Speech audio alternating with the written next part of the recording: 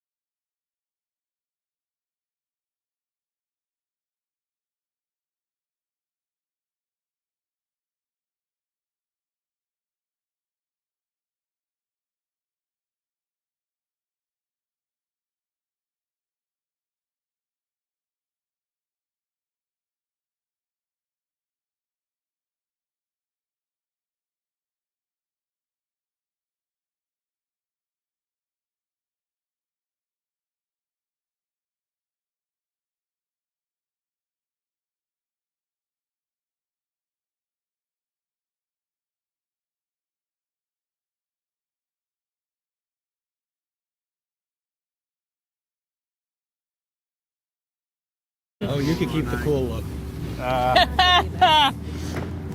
And we'll call you Joe Cool. It's really the only time of the year that And then these dark brown eyes get bothered by it.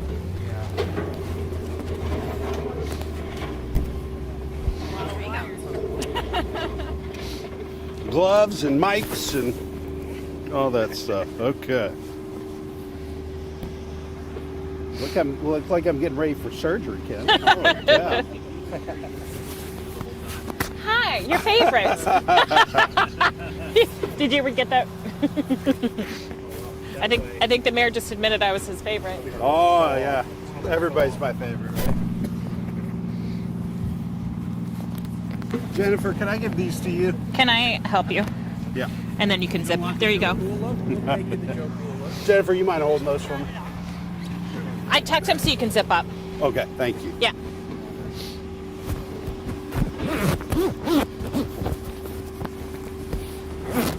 Every I'll move them layer up a you little can bit. get. Yeah.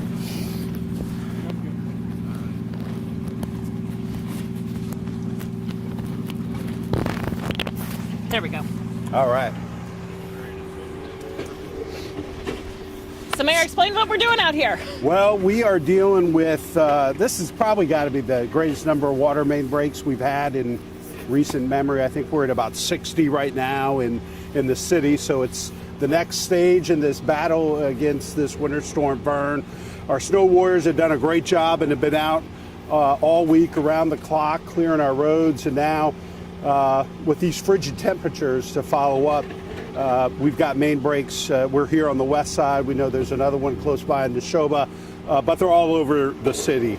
And so what we've got going on here today is another great partnership within the city between public service and power and water, because we really need the help of public service to clear the way for power and water to get to the source of the water main break to be able to shut that down. And as you all know, it's a process, because then we have to bring in the other utilities before we can make those final repairs and get things back to normal. I'll let the experts talk a little bit about those details, but please, if there are issues in your neighborhood, please report them to 311. As I said, we've got 60 of these that are going on right now across the city. I don't think the temperatures are going to get warmer for a while. We got a frigid weekend ahead of us, so please report them as soon as you notice them, and we'll get teams out as quickly as possible. But this is going to be an ongoing battle for at least the next several days until it warms up a little bit.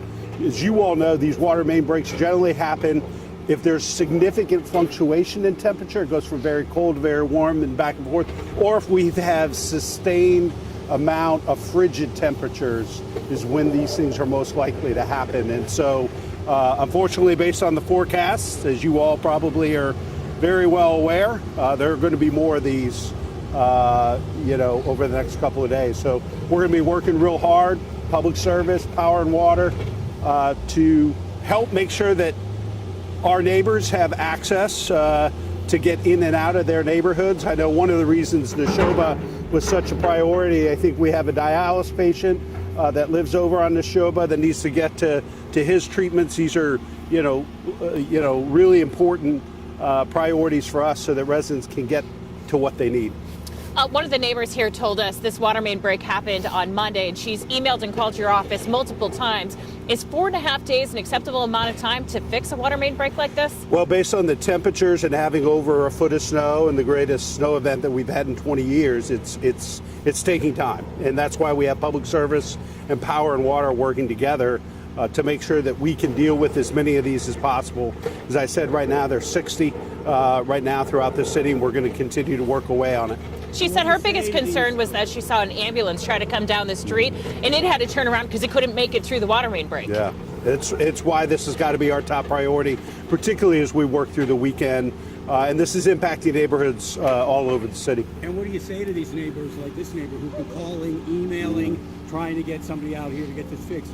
Can you understand their frustration? Certainly can understand their frustration, and that's our frustration as well when you have the greatest snow event in nearly 20 years in sub-zero temperatures. Yeah, it's frustrating for all of us. I know it's frustrating for our staff as well, who want to get out here and fix these water main breaks and get people's lives back to normal as quickly as possible. And that's why this partnership with DPS and Power and Water is so important. And what do you say to these neighbors who are calling and the crews aren't out here? When can they expect them to show up to the They'll be coming as quickly as possible. As I said, there are 60 water main breaks throughout the city. I'm really proud of our employees. I think the employees at Public Service and Power Water, I'd put them up against anybody in the country. They're out here in frigid conditions, focusing on getting results for our neighbors, and so I appreciate what they're doing. Have you authorized extra money for overtime or contractors to deal with these water issues? Well, as you know, we authorized through emergency orders an additional $200,000 for snow removal over the last week or so. And certainly whatever Power and Water and Public Service need as we continue to deal with these 60 active water main breaks, we will invest and spend. We need people to be able, we need kids to be able to get to school. I believe everybody's going to be back in school next Monday. That is our hope and plan, and we need folks to be able to get to work and dialysis treatments and doctor's appointments at the grocery store and all the things people need to get to. You've said all week that the snow warriors are making the roads passable. We're 5 days past the snowstorm. A lot of the buses still can't get into a passable neighborhood. When are they going to get clear enough for the buses to get in and out? I think, based on what I've heard from the folks at DPS, most of the neighborhoods are passable. I think we're on our third run of the priority 3 residential areas. Obviously, in situations where there's a water main break, that's a whole different situation. But my understanding that for the schools the last couple of days, it was more about the frigid temperatures than neighborhood residential areas not being passable. Do you expect a much bigger cost from having to use a lot of these very big construction equipment, diggers, and stuff like that? Absolutely. This is unprecedented. This is an unprecedented storm, right? You've got the winter storm, then you have very, very low temperatures for a consistent period of time.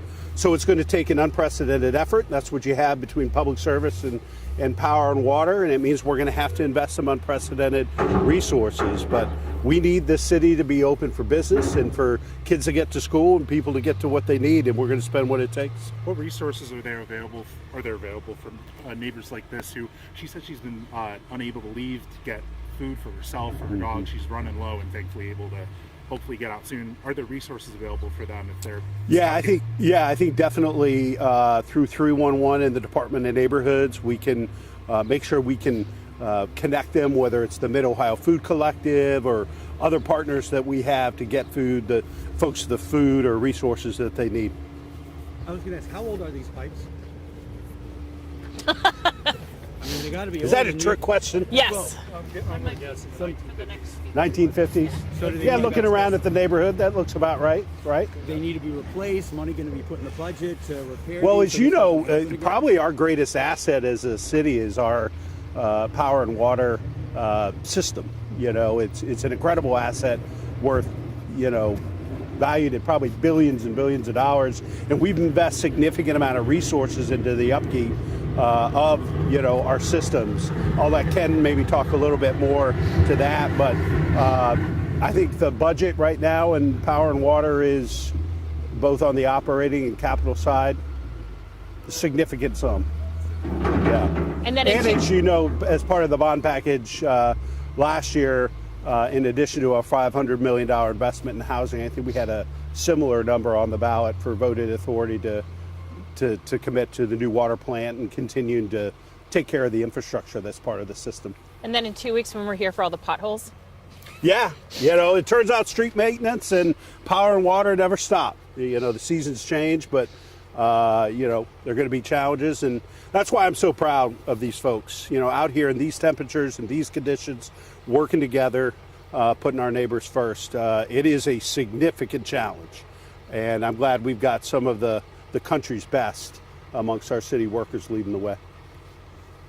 Speaking with Water and Power, do you believe that any of these water main breaks have been avoidable, or is this just something that we're dealing with this temperature? Yeah, there's no way to speak to that at this point. I find it very difficult to believe that anything could have been avoided based on the temperature, the storm, the consistently low temperatures, and the amount of money and resources we invest in our system on an ongoing basis. You guys want to tackle some? You want to trade the mic? You would like. I'll hand the leashes over to you guys. Whoop.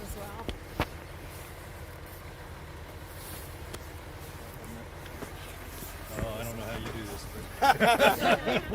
Well, I tried to take a little heat off of it, make it a little easier for you. Appreciate it.